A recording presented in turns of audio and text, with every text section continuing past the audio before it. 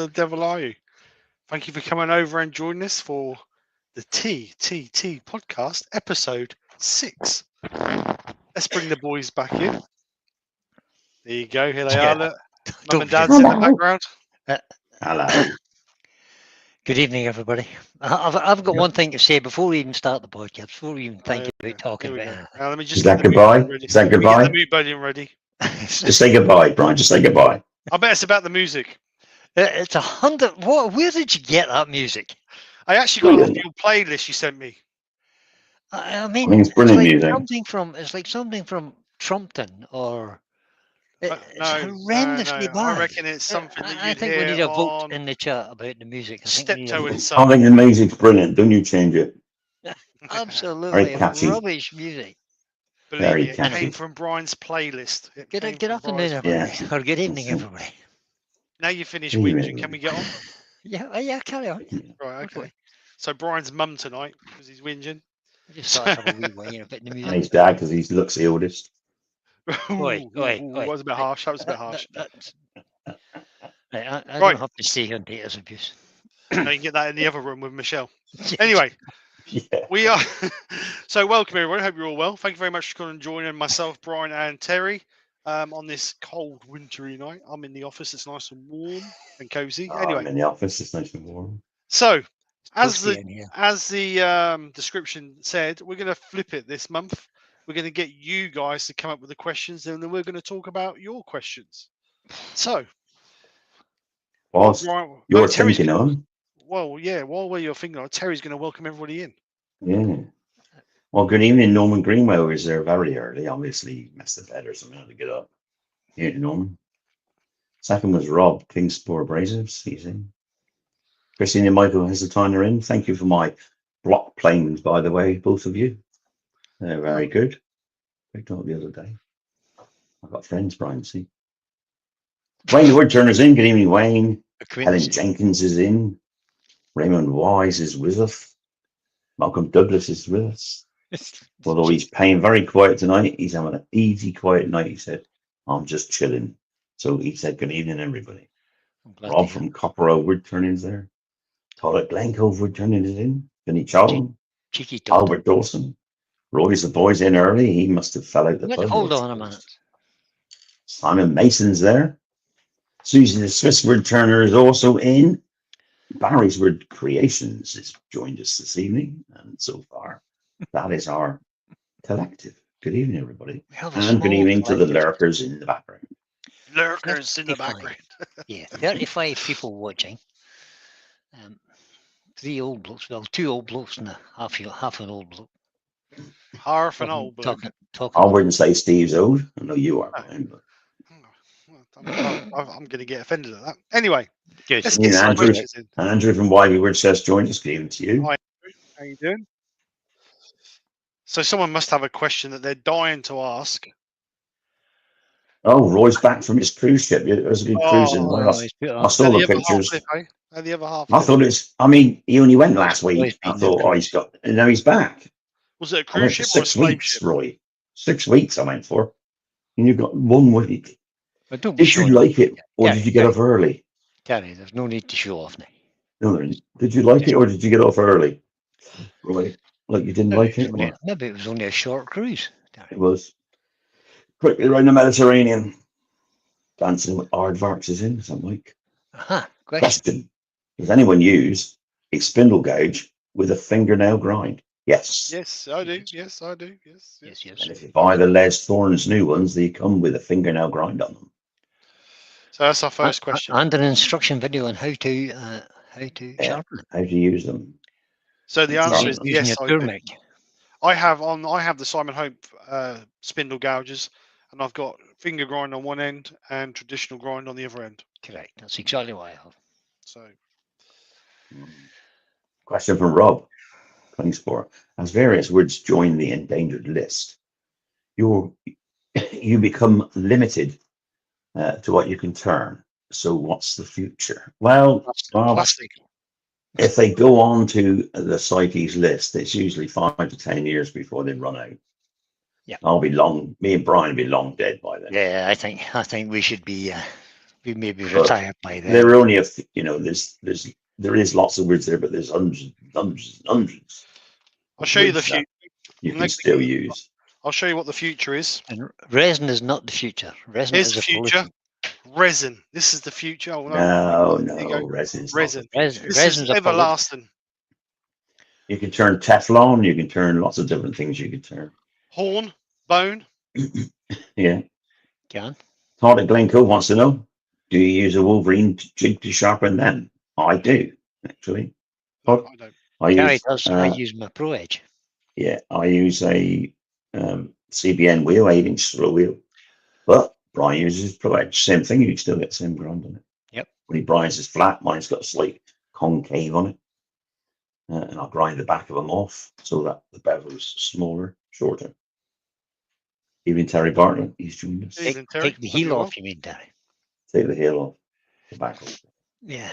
Wayne says it's everlasting, just like the waste. You're absolutely right, Wayne. It is. We shouldn't be turning plastic. It's terrible stuff. No, we shouldn't. Hey, the Should countries, the world has been producing plastic for over 100 years. They ain't going to stop now, are they? Yeah, well, I don't know. It's been killing people for over 100 years as well. That's But a, But it's that's not a going to whole stop. other podcast, I think. We rely on it too much, so that's never going to stop. Mhm. you can't go back to milk bottles made of glass anymore because it's too expensive. Well, you could. Well, they won't. So Like from they've got rid of all the plastic, factories making them.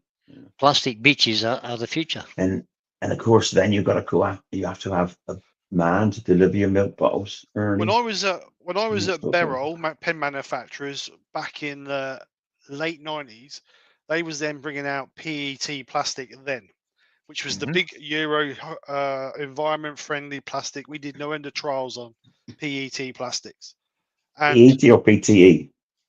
PET. PTE. No, PTE. PET. PET. It was PET. Yeah, PET. And we was trialing environment friendly plastics then. So in the last 30 years, we've not progressed. So why has the world not progressed producing more biodegradable plastics that don't take 100 years to rot, Well, or we can recycle them? And if it's a case that we're producing more than what we need to recycle, then obviously there's an issue there somewhere, isn't there? Anyway, Joe Baracolo has just joined us. And Joe Malcolm Douglas Joe. says how you doing? just looking. I'm He's just had- looking something up here. he has his deliveries in glass bottles now. Yeah, but see, Malcolm, Wales, in a minute they'll be moving on to plastic. Yeah, they're about 50 years behind everybody else. But see, they'll be taking your milk bottles away. The reason they do it in plastic around here in cartons is so they don't wake the people up in the morning when they go around, you see. Waking up.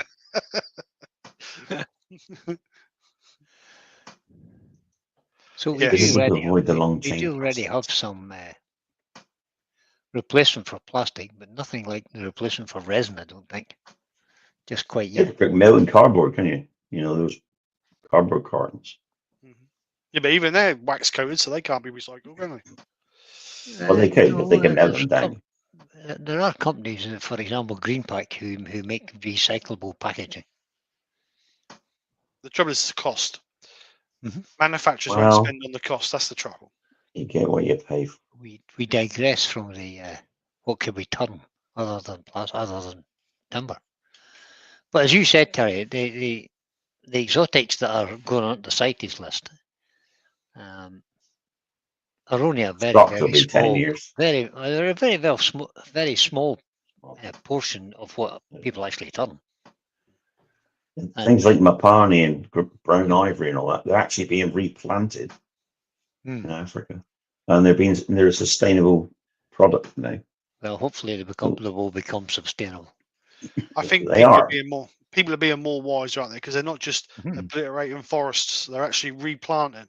Our local forest where I live, Thetford Forest. Unless you live in a down the road, rainforest, of course. They clear X amount of acres of treeland. They leave it a year to irrigate the land, and then they replant it with saplings, and then they gradually work their way through the forest that way. So, Yep, that's hopefully- sustainable forestry. They plant as much as they cut down.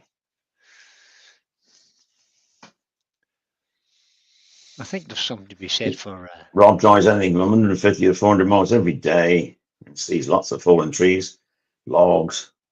What's the law relating to stopping and picking them up? Well, if You're not anything, allowed. the law, if you hit an animal, if you hit the animal, you can't pick it up if you kill it.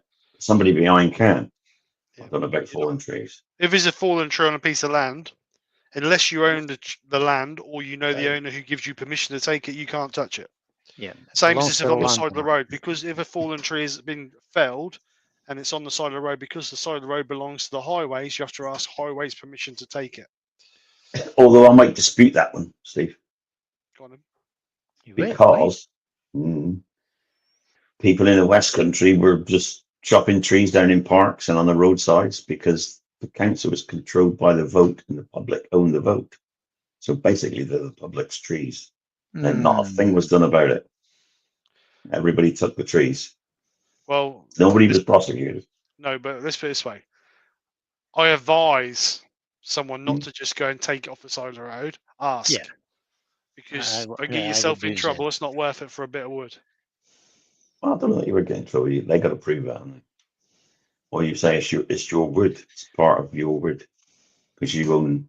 You voted for the You other can say the councils same with the because you public voted. highways. You can say, well, I actually own part of that because I pay road tax for the highway. Exactly. Yeah. So it's a grey area. Well, would the police for a log or a tree, because you can't carry that much It's anyway. not a legal thing, is it? It's a civil matter. So Yeah. I would say so. if that's a tree that's fallen on the side of the road and Are it's the on council the going to worry if highway, you pick it? then the highway would Log up. prosecute you, not the local, because it's Would a they, civil though? matter, not a law. Is it? Would they? I wouldn't think I so. don't know, but is it worth taking the risk? I I'll go wouldn't. there in the dark. Go in the dark.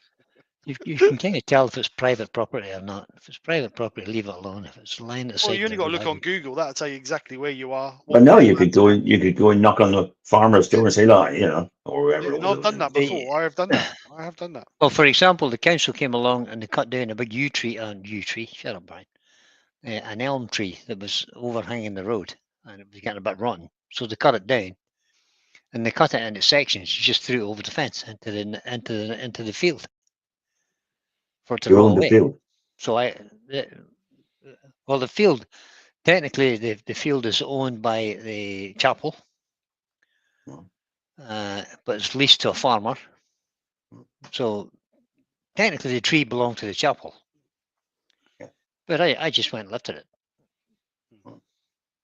They didn't say anything, did they?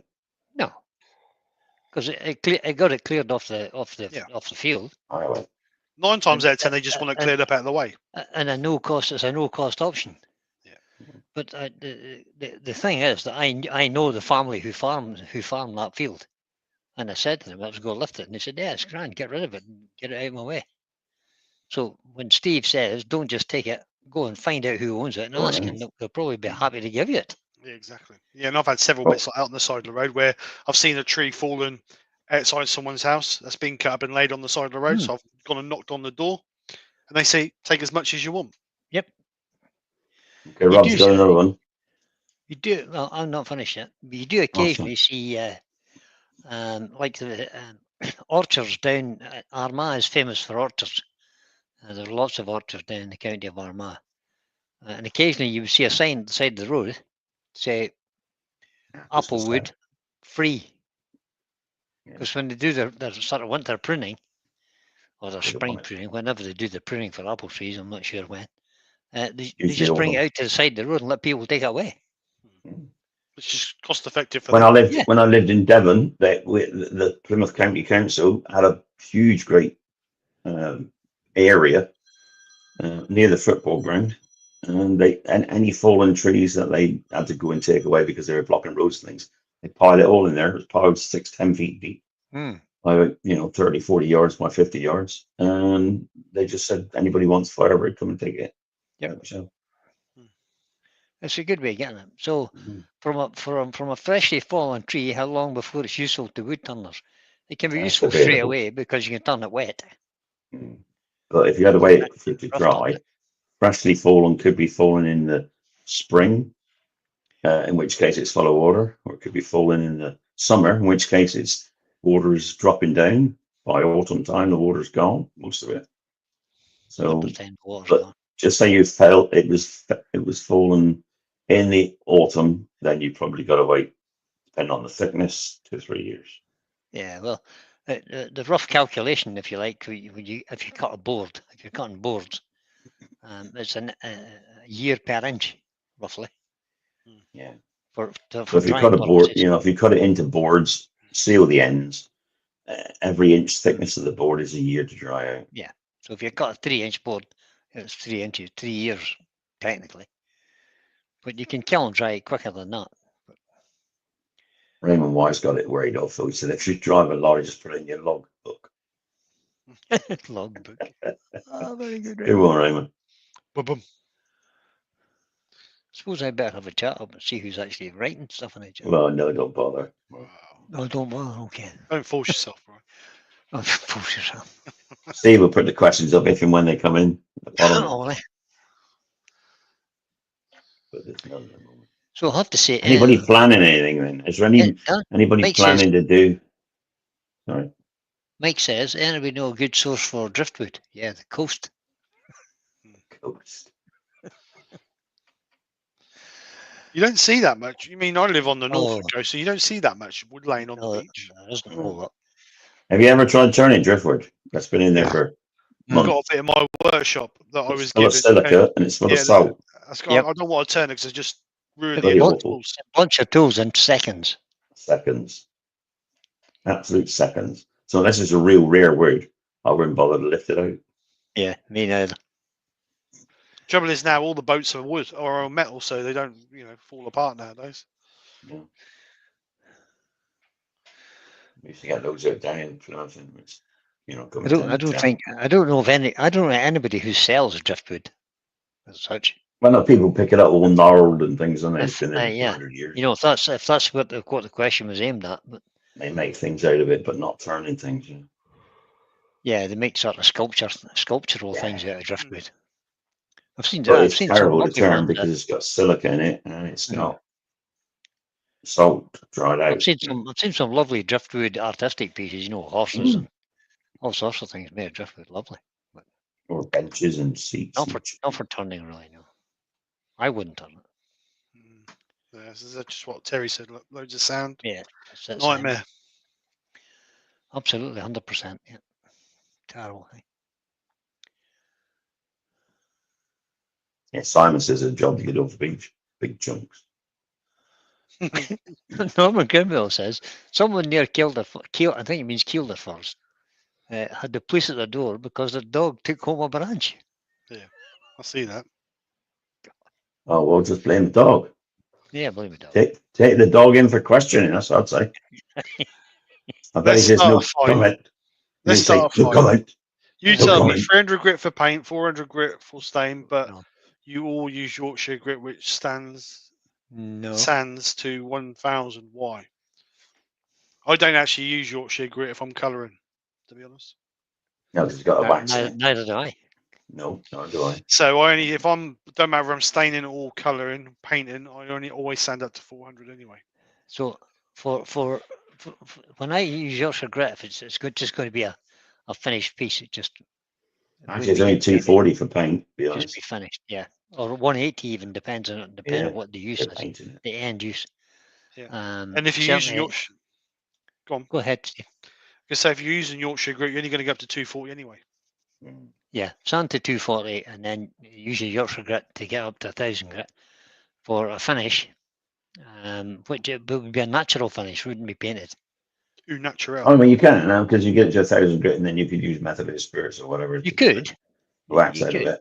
But I find with methylated spirits sometimes that can raise the grain a little bit again. It would open the grain again. Well, then you can burnish that again, can't you, with your shavings? Yeah, and then you'd then start the process. But if you're painting anything, you need a key there. 1,000 grit's too shiny. That's it. Paint just run off it again. Would a dehumidifier dry wood? Yes, it would. Christine, Yes. Michael. People got what they call kilns. So they put wood into, like Rob of Dalman UK, sells all exotic woods down in Upper Lambourne in Berkshire. he's got like a half of a, things they put on boats, what they call the containers. Container. And Yeah. he opens it up, and in there, there's the air circulating Mhm. to a certain temperature, which is just like a dehumidifier. And it just Glenn. dries the wood out over the Yeah. weeks. Grant Lucas has exactly the same setup. Instead of like 2 years, it's 2 months. So if you put a dehumidifier inside a container, There you go. a large office cupboard, whatever, shut the door, switch it on, empty it every day. Needs to be airtight. Needs to be airtight though, because if not, it's going to draw moisture from outside. Yeah, and you just dry the wood in there then. Mm-hmm. Wayne suggests that he uses Yorkshire grit when colouring. And once you've used it, clean it with meths, and then you can colour. Yep, you're quite right. Yeah. But there's a difference between colouring and painting, in my opinion. Mm-hmm. So if you're going to paint something like you're painting a stair spindle or something, you just go put gloss paint on it. So you give it a coat of undercoat and then give it a coat of gloss paint. There is no point in sanding it any more than 180, 200 maximum, I would say. Well, then you got to put your primer on, and your primer acts as a base. The primer's going to fill all the gaps, That's and then your gloss paint is finished. Yeah. If you're colouring, which is a something. different style of, it's not paint. It's usually like a dye or a stain to colour. Yes, the dehumidifier is an old fridge, basically.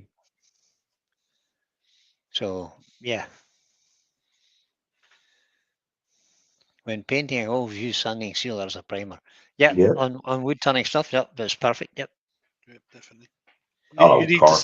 You need to seal it, because if you don't seal it, whatever your paint you're putting on just soak into the grain of the wood. Carson, I've got to say to you, Carson, Ruth says thank you so much for her chocolates. She is actually over the moon. She ain't shared them with Terry yet. But she didn't share them with me. I had enough anyway, arrogant, but she said thank you so much, and she's relishing in them. Actually, she takes one a night. One bite a night. One a night. I called her a tart when she said that's control, because I couldn't do that. She owes you a hug. No, me neither. Me neither. She owes you a hug. Once it's open, they're for eating. I know. Keep dipping, watching telly, just going that when you're watching telly. Yeah, I'm bad like that. Pringles is the worst. Terrible with it. Carson has some very special jelly beans. Oh, was he now? Yeah, I've eaten them. I haven't got any left, mate. I did eat them. Ruth laughed, by the way, Carson. She laughed a lot. So anybody else get any question? Anybody else want to ask us anything and see can we stimulate a bit of conversation amongst you guys? Yeah, Rob gave his beans to Kez. She was quite taken aback. Hello, Alex, at Wooden Things. Evening, Alex. How are you? Yeah, buddy. I don't know. What's anybody been up to then? If you're not going to ask questions, what have you been up to? Let's discuss what your weekend's been, your week's been. I spent today making pens. Whoop, whoop, whoop, whoop. What? I thought you weren't going to do that anymore. I weren't, but I needed some. I'd run out. I only had 6 left, so I thought Want me to send you some? No, I thought I drilled and sleeved 10. Oh. I thought today I'm going to turn 10. I got 8 into it and was pulling my eyes out, so that was enough. So I have. Rob's got a question. Wayne's story on how he got into wood turning is fantastic. So how you 3 get into wood turning? Oh, it's Wayne's fault. Wayne's fault, Brian. It's all Wayne's fault. Everything's Wayne's fault. Everything's Wayne's fault. 42. I dabbled in wood turning when I first left the army. I got a tiny little. Can't remember. I think it was Draper. I think you remember the Draper lace that had the steel tube with the keyway along the bottom. Yeah. Mm-hmm. I had one of those. And was it Draper or Clark? I think it was Draper. I think. Yeah. Maybe it was a greeny colour. So I can't remember what it was. but I didn't do very much. I set it up in my garage and I did a little bit, and then I kind of took up golf, and I kind of left it. And the next time I looked at it, it was all rusty. So that was the end of the wood turning, basically. And then COVID happened, and at that time I was watching. When COVID happened, I started watching on YouTube, and I started watching, looking for inspiration from people and beginners lessons and things like that. And started with, I started watching Wayne and Mike Walt and a good number of others, but they were Wayne and Mike Walt were the two main people I started watching, and I bought myself a lathe and fell in love with it again, and I've been doing it ever since. But when I do something, I don't do by half. I just got stuck in Brilliant. completely. Yeah. Sticks 24 with hours a day. Running 8 or 10 hours a day some days. And I still do sometimes, although I haven't been for this last year or so. But that's another matter. It's very addictive, I find. Yeah, I would spend hours upon hours just trying to perfect one cut and see can improve my skills. But it was COVID that got me into it again, and that started the rut. I've spent a fortune since, and I'm still spending a fortune. Yeah. It's a rabbit hole. I'm Say enjoying hello it. to Ian. It's a great hobby. Say hello to George. Ian Lee. It's just joined us. Good evening, Hi, Ian. Yeah. Also, somebody says something there. George Watson. George. George, so be captive ring. Right. So Carson said that he's been showing off the Ray Key book because he bought one at the wood turning show. I've got Very nice. like 6 boxes of them. Got 6 people interested so far. Well, I'll find out how much the postage in is for 10 books, say, Carson. Right? I'll weigh them. And then we can weigh them, and that's what it will cost again. I'll find out how much, and I'll come back to you on that. Okay. I've got plenty here if you want them. Well, very key book. Why have I not got one? Well, you can. £10 each. I'll post you one, so it'll be about £54 for you. £54, yeah. Wayne says, I received a new. Oh, that's the. Yeah. I'll send Wayne a computer, everybody. I'm hopefully he's broke down, and I have one spare doing nothing here and kicking around the workshop. So he's now got one, and he's coming back on here soon. Well done, Wayne. Can't wait. Wayne. So Vinnie Charlton, does anybody Good evening, use a George. jig for a laser picker to engrave on the lathe? And is it possible for you, Steve, to make one? I don't know what they are, mate. If you let me know what they are and what they look like, then I need to. You need to have a look. Yeah, if you can get the sizes and the dimensions, I'm sure I can make one. You need to have a look at. What's he? I've forgotten his name. Uses a great big spring as a scraper. What do you call him? American dude. He does that on his laser picker. He has a thing that sits in his tailstock, or in his tailstock, and he can put the laser picker in it, Right. and then you can wind it in and out to get the right distance. Good idea. What does he call him? Zombie. Yeah, it's Zed. Oh, zombie wood turner. No, Zed. A zombie wood turner. He does it. So he just turned a piece of wood. Yeah, more saber to fit it. So that is doable. George Watson says Robert Sorby captive ring tool is a diamond card the best way to sharpen it. I wouldn't know because I haven't got one. Probably is, yeah. It's not a card, actually. You must sharpen the inside. It's a cone. Put the cone on the inside. Don't change the outside diameter at all. Sharpen it by the inside. On a drill. A little cone on a drill. You'll ruin it if you sharpen the outside because you'll create a bevel on the outside. You're going to make the hole should not bigger. have one there. You're going to make the hole bigger. Carson wants. No, you don't, because it's concaved. It's so as you sharpen it, it goes smaller. But you just widen it out so it stays the same size. Usually, if you buy a ring tool, it comes with a bit. If you buy a new one, just write down a minute. Hang on. It wasn't a ring tool. Captive ring tool, Terry. Captive ring. A ring tool. No, captive ring tool. The captive ring tool. It's got two edges on it, Sharpen the top. and you just You don't sharpen the circle bit. Sharpen the top. no, you don't Like a sharpen the scraper. inside the circle because Just you just thread. make it bigger. What Right, you need so to do, Carsten, and I got this right then. So it's Carsten, ampersand, Carsten at bit.dk. I will do that soon as after this live. we'll maybe think about doing a little demo on how to sharpen the Yeah, can do that. captive ring tool. Robert Sorby me. Right. Well, So, somebody. okay, so there we are. They two have just told you how they got sharp, how they got into wood turning. There's my turn. You got an hour or two? Rob I started wood turning when I was 11. Put that comment of Rob's up there for a minute. The last comment.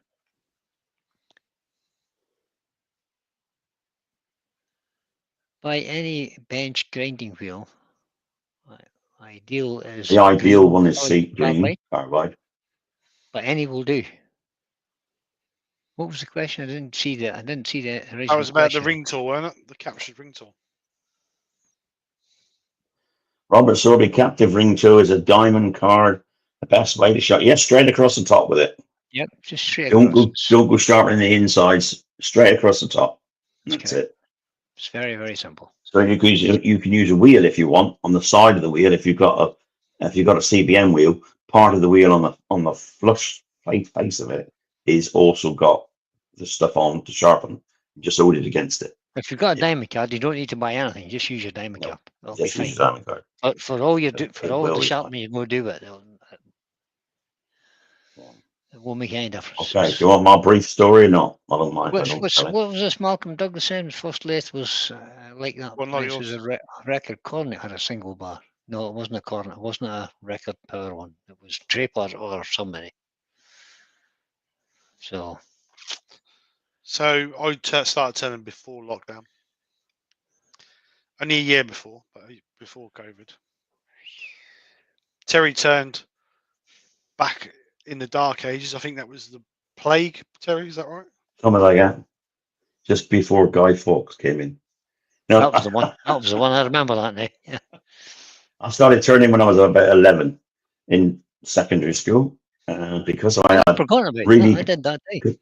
Because I had really good eyesight. I wasn't allowed to play sports because I needed good eyes to see through the glasses I'm wearing. Really good eyes, yeah. That was it. I couldn't see a thing. So I wasn't allowed to play sports because I just kept falling, it just didn't work. So I was asked what would I like to do instead. So I said I'd like to go to the woodworking shop.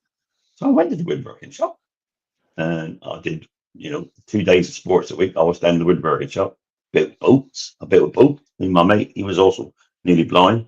So we built a boat and we had a swimming pool and the boat was about 20 foot long, and then we had this lathe, like they do, what they called, what's the famous little lathe for schools? Myford. No. Anyway, I learned on that lathe and I did it. Your memory is as good as mine tonight, Terry. Yeah, graduate. So I did that, and then when I left school, I was going to become a wood turner. So I took the doctor exam, which you do. To pass that, and I passed pretty high, so I could choose any trade I wanted, almost except the electrician.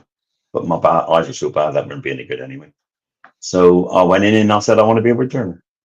They said fine, don't come here because we don't do wood turning. You can be a boat builder if you want. And I said no, I want to be. I'm 16 years old now, mind. My father's standing behind me. I said, I want to be a turner. So he reached over and picked up a tag. He said, there you go. Turn up at the training center Monday morning. You'll be a turner. And I did turn up. And I was a turner then. I was an engine fitter, and turner. Bloody metal work. So I did 5 years learning all about engineering, which was quite interesting. And then in the meantime, I was still doing it as a hobby because I bought a lathe called an elu. Probably nobody will know what it means, but it's a tiny little thing about this long, 2 bars. And I've worked on that thing for ages, And then I got another job. And that other job, I have 4 days on, 4 days off. So I had my workshop and I started my little wood turning business back in 1986, 85. and that carried on all the way through until I left the other job, did it full time, amongst other things. Then I packed that in, like 2004. No, 2014, 15, something like that. And then I retired. Ding. 62 years retired. And then started again. And I know nothing about it still, so I'm still learning. Yeah, but I did it then as a hobby, not as a business. I've done all the spindles and new posts and doorknobs and cabinet knobs and all that. I've done all that. Did about 10 years of that, isn't it? No, it's just fun. That's something I couldn't do production to, and that would drive me Yeah, it's good fun actually. I don't mind doing it, but I don't, I'm not selling anything anyway, so. I don't like the repetition. No point somebody saying, well, there's somebody didn't say to me at the church, Roof Church. They said, could I make them some snowmen for the kids to paint? And I'm thinking there's only like 5 or 6 kids in the Sunday school or whatever, paint. So I said, yeah, how much you want? She said 180. Because she got 180 in the school, she's a teacher as well. They all want to paint them. They downgraded it to 100 when they realised 5-year-olds and 4-year-olds would be dexterous enough to use to paint them. So now it's only 100, so they're done. Hey, Kirsten says he just had to check his emails to find out when he started, and it was spring of 2019. There you go. His emails, brilliant. Kirsten, in my day, they only just had telephones, not emails. Yeah, you were lucky. And those you had to pick up and dial. Telephones were on the end of the street. Dial. And you pick the phone up. If you pick the phone up and you got next door neighbour because you're on a party line, you used to listen to see, make sure your neighbour was on the phone, and if she was, you could sit and listen to them, talk. And then you press a button, come to your line, and you could dial out. Wayne has just put in there. Once there's 75 wine goblets for a medieval themed wedding. That's 75 more than I bet that was the last time you did that way, wasn't it? Bore you to tears in the end.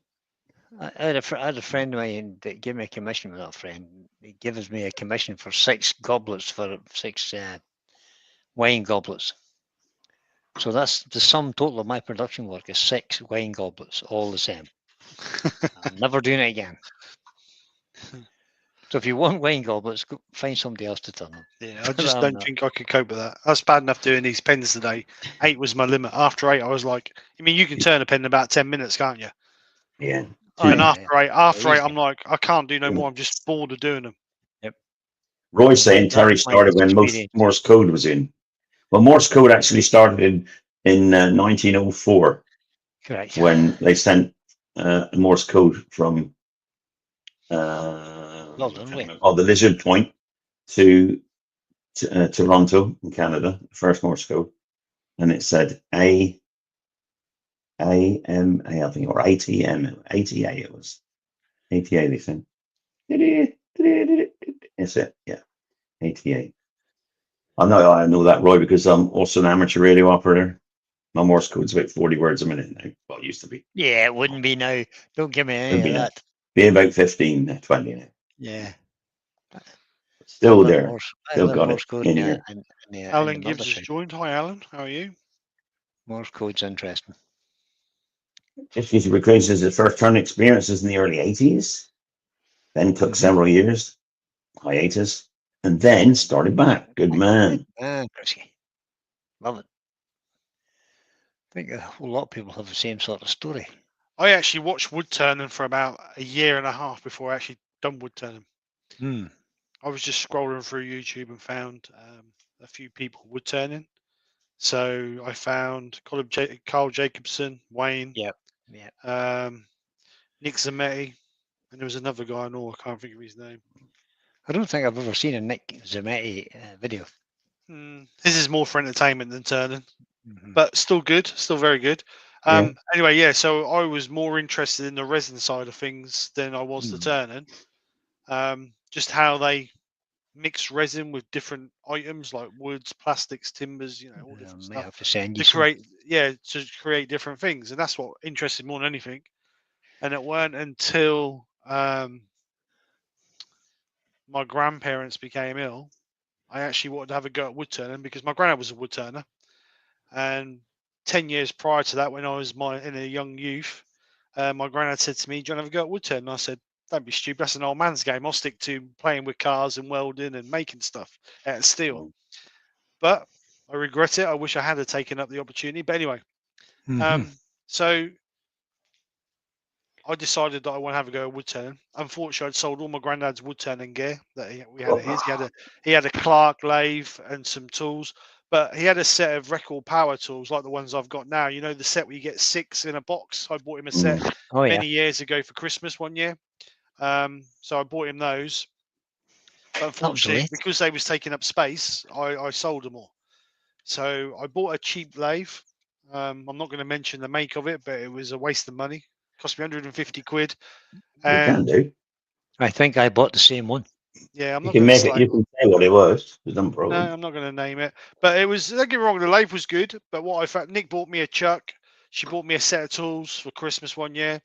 But the problem I had is when I put stuff between centers, trued it up, and when I took it out and put it in the chuck, it was all wobbly because it weren't parallel between the two centers. So I had trouble with that. So in the end, because I was getting frustrated with it, Nick turned around and said to me, "Why don't you use some of your inheritance money in Annan Rand left you to buy a lathe?" Which is what I did. And then I bought the record power CL4, was it? It was a CL4. CL4, yeah. Which hadn't been out very long at the time. That was the one with the variable speed. And don't get me wrong, it was a great lathe. Absolutely, I had a few little issues with it, but record power sorted it, so that wasn't a problem. But it was a really good lathe. But yeah, that's mainly because of bereavement. I started wood turning.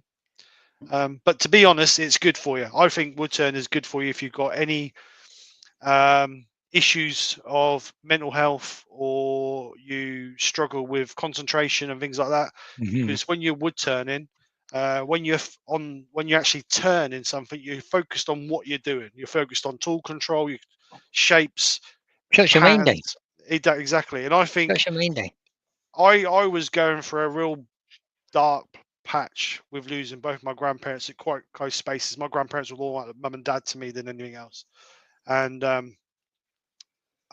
was going for a real dark space. And I do believe with the community and the wood turning is what dragged me out of that stage of depression. I'm going to say depression because it was depression. So I believe that helped me greatly. And I believe that wood turning is great for mental state. Really is. If I have a real bad day at work or I'm feeling down or low, like we all do, we all get there.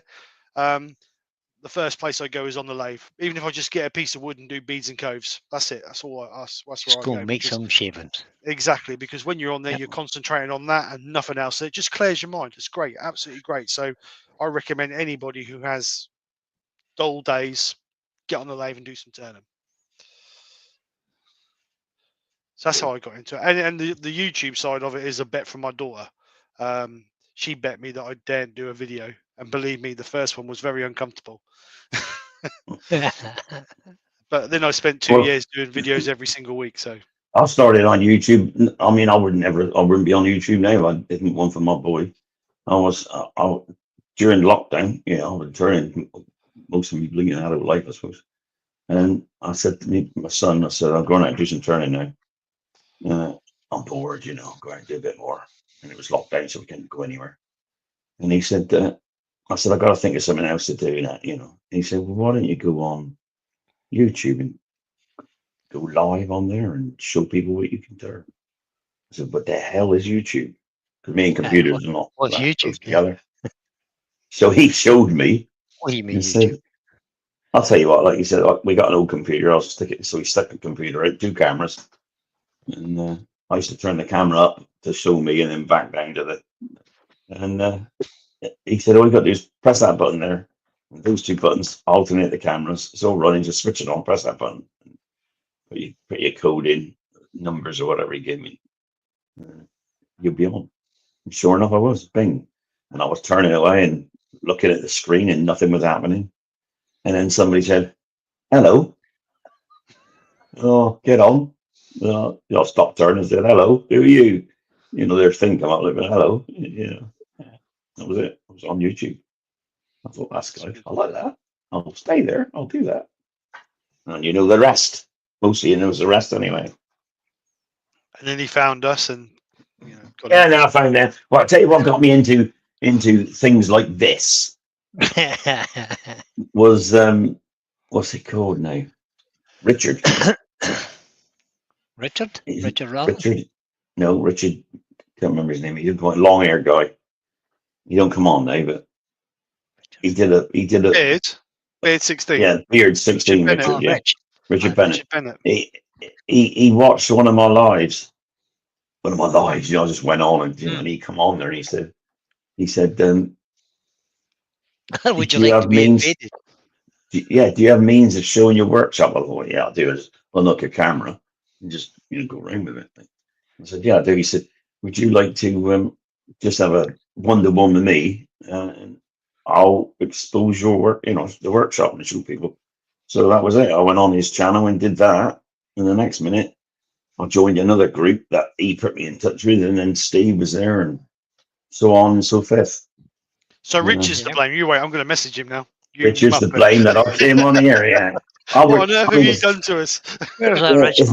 If Nicholas hadn't said to me, just do it for a bit of fun during lockdown, because it was boring. Like, I turn all day, but you end up with a bloody workshop full of crap. So I said, well, yeah, all right. And so for a bit of fun, I went on YouTube. That's what got me on there. Yeah. And then Richard came along and he got me on the rest of it, if you know what I mean. Yeah. I think Richard the did it. community. I think the community we've got within the community of Yeah, it's wood amazing. turning is really good. Mm. It's I never absolutely- knew any of you lot existed, if you know what I mean. Yeah, me neither. I mean, I knew there was other wood turners, and I knew other wood turners in the area that I'd visited, and they visited me, but not as a club as such, Just I'm in we knew loads of each little other. groups now. Because I used to do some work for a couple of 2 or 3 joinery shops. That they do all their own stuff. When they were making stairs, they said to me, "We need new posts and we need the bolts on top of them. We need this. Here's the pattern. Make me 10, or make me 10 spindles." Yeah, okay. So and then I knew all the woodworkers in the city, like different places. Got work from them, just as part time, really, because they were never in a rush. It's I'm nice now working. though, because when you go to places like Harrogate the other weekend, it's people you meet who, Yeah. Names on the screen, then you meet them. That's good fun. Exactly. But there's also the other thing that always amazes me is the people who come up behind you and tap you on your shoulder and go, "Hello, Steve." Steve. Yeah. That's it. Like, I'm sorry, I ain't got a clue who you are, and they tell Yeah, you, yeah, like, yeah. "Oh yeah, you come in the chat." Yeah, and it's nice. It's nice to meet the family, the extended family, isn't it? It's Yeah. nice. It's nice. Yes. Yeah, carcass in the workshop. Very He was good. on about bringing Follows them me back. Krafts, Remember, didn't he? Was he? Talking about coming back? yeah. The beard invades. Was that what you called it? So Lucy's joined us and Andy's joined us. Well, Good evening. Lucy. Hope you're both Happy Hang on a well. minute, birthday hang on a to minute. you earlier in the week. Good evening, everyone. Wayne the Woodturner. I did Rich's first live workshop visit with a deer carcass hanging in the workshop. Now, was that your workshop with a deer carcass, Wayne, or was it Richard's? Who was the poacher? It'd be Wayne's. Wayne's the chef de cuisine, isn't he? What's that distributor we did Harrogate with asked? Why does everyone know you and how do you get involved? I told him, don't. Your life will never be the same. Your life will What a never be rock. the same. It's madness, he says. It is. But I'll tell you something, Rob probably goes through it more than, well, I don't go for any stress now, but, he's working full time, he works for a company in Germany or whatever it is, or that's where the headquarters are. But he's still got to go, like you said, 150 to 400 miles a week, seeing all the different, That was a day. seeing all the prospective, clients or the ones he's already got, and then updating others and trying to find new ones. So the stress must be there. So it must be nice just to come on here, sit here and type rubbish and have a laugh. And somebody So take a that's- mick at you.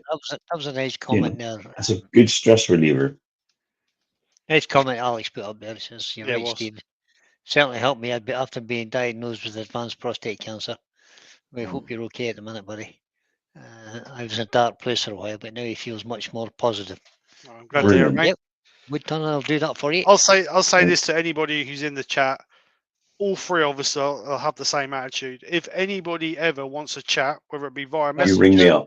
video call, whatever, Absolutely. just messages, and Message we're me. always there to chat to anybody and have a Yep. conversation, even if it's just for 10 minutes. It just gives you a 100%. fresh face to talk to. You want And if you don't want to look at the face, we just do it on voice. Yeah. But it's always, the offer's always there. I mean, you're all part of the extended family, and I'd like to think that I can help someone like people in the chat help me when I was going through my dark space. Mhm. So it's about giving back what I was 100% given right. from the start. Yeah. And it's not Frederick like I always Dyson, good say. evening, Frederick. Hi, Well, Frederick. co-kind Like of I Ken. always say, it's always nice to give back to somebody in something. Yeah. It's not all about me. It's about helping others as well. So Lucy's in, Andy's in, Andy the Valley Richard's in. I might have missed those because I was chatting, you know me. Yeah, Rob's the same, he says. Anytime you need somebody to shout at, I'm always here. Yep, I have to say. Oh, Brian from Renewal Green Creations is in. joined us. Even Brian. How you doing, buddy? Byron, another one. Yeah, we've changed the format this week. We're not producing the ideas for the chat. So We're anybody who's forwarding joined us your recently, questions. if you've got a question or you've a burning topic that you want to get discussed, let us know. Well, it don't have to We'll be be a burning happy topic, to be anything. See, can we? It might be a burning topic for them, but just put it in the chat and we'll try and talk our way through it. That's what we're here for. Apparently, Terry's very good at talking. I'm the quiet one. I'm in the very group, so- passive introvert, I'm afraid. Yeah, right. Yeah. Especially when he's got everybody's in. The last time you were an Yeah. introvert, you were wearing a pillowcase. No, I was introvert somewhere. Yeah. And I came out with a broken arm, Yeah. hanging on for the wedding. I've got to say, says Wayne, I have so much support from the community, but my down periods come when the rain starts. Yeah, I know that, Wayne. Yeah. And can't stop that. No, it's a pain in the backside. You always get flooded. That's the trouble with you, isn't it? Yep. It must be soul destroying every time. I don't know. I get a wee bit of leakage through the bottom of the wall at my shed. Well, you That's should all right, use isn't it? Tenamen then, Brian. That's perhaps because you've got dirt up against it. Get some leakage, Steve. You should use Tenamen. Yeah. Very good, Terry. If you got something leaning up against the shed, you want to put a French drain around it. Yeah, that's what I'm done. Just imagine about Terry. If it wasn't for YouTube, you'd have a peaceful life, so you wouldn't know any of us. That's true. I wouldn't know any of you. Wouldn't know any of the chat. I wouldn't have met all you lovely people. You know. Yep. Lovely people. He's creeping now. Lovely people. I don't know what that's. Oh, they're all lovely, isn't it? All of them in the group. All of them in the chat. Yeah. They are. They're very good, and I'm very grateful for the friends I have. I mean, some of them might not like me. They're only here to chat to YouTube, but I don't really care about that. Read this question now, Terry. Okay, time for fun. 50mm sounding discs. How many did the UK buy in the first 10 months of this year?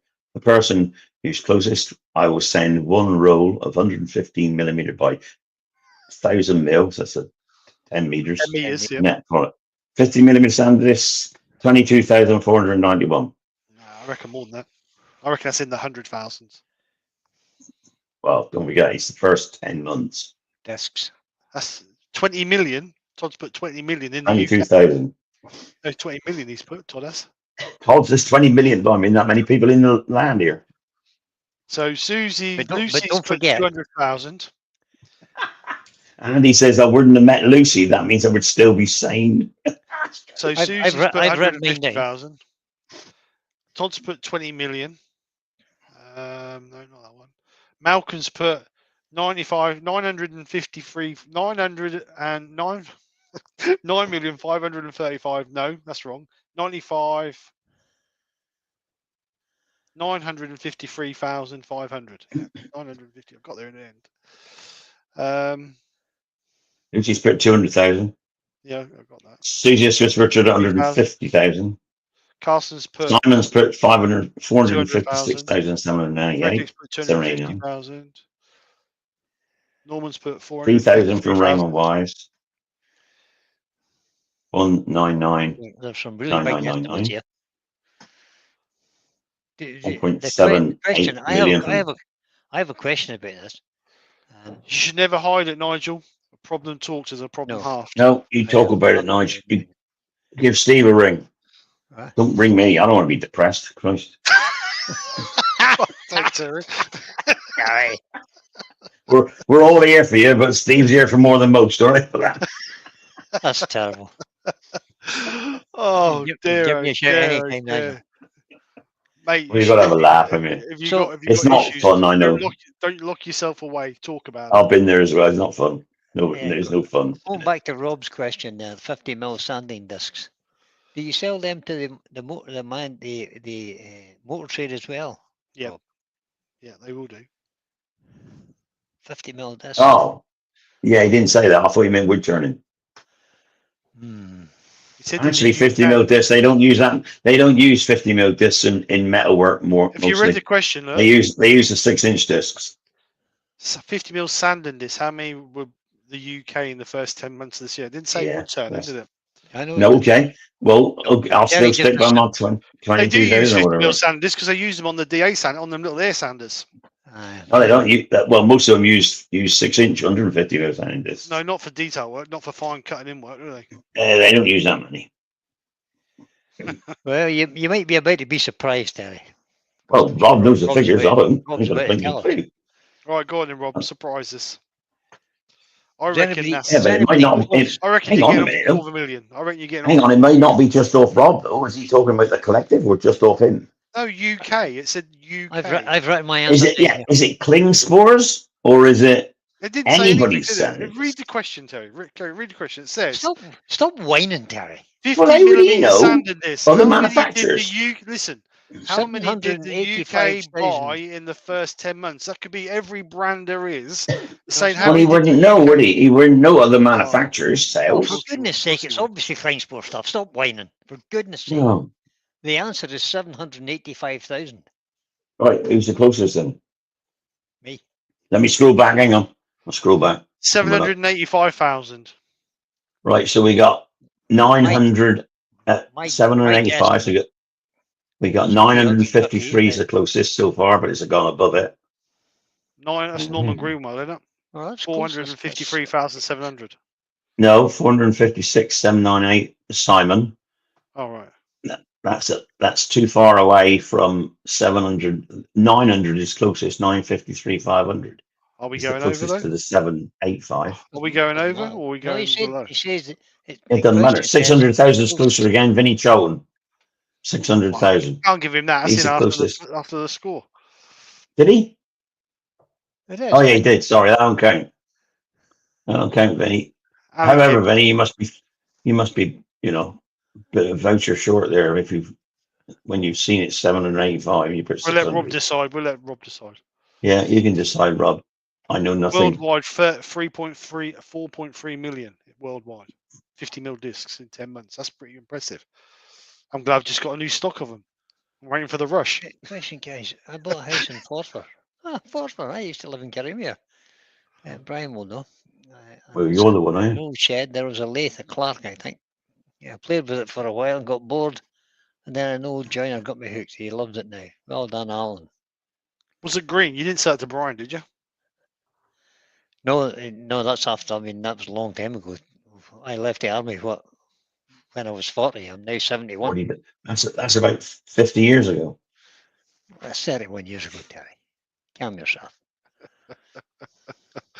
So Rob hard to see says Malcolm the Douglas, so yeah, worldwide, that's what I said. worldwide sales of 50mm discs is Oh, I think- 4.3 million, Yeah. So there's money in discs. and that's just Klingspor. I think this one's closer. Rob, you know?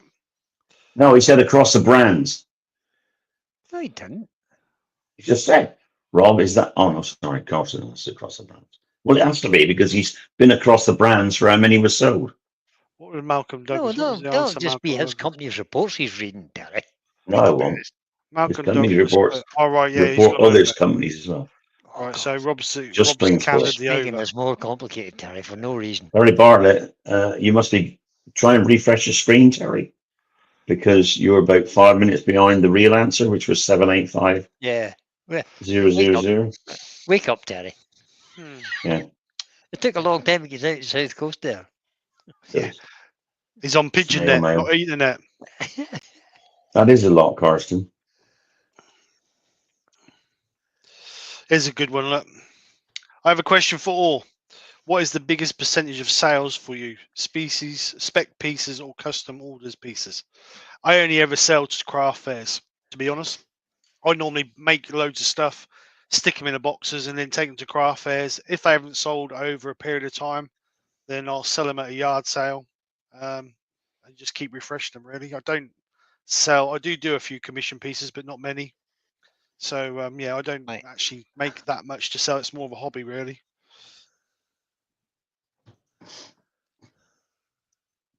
Brian don't turn full stop now because he's retired. I do. He will I do. don't- Oh, I mean, if I had to answer that Yeah. question, I turn percentage now of for fun, sales and I only to turn. you. I only turn to sell commission pieces. I don't speculate. It's custom ordered pieces for me because I just made 100 snowmen to sell because I don't sell anything else. Well, somebody did ask to buy a bow a year ago. I reluctantly sold it to them for the price of the timber. Good evening, Danny.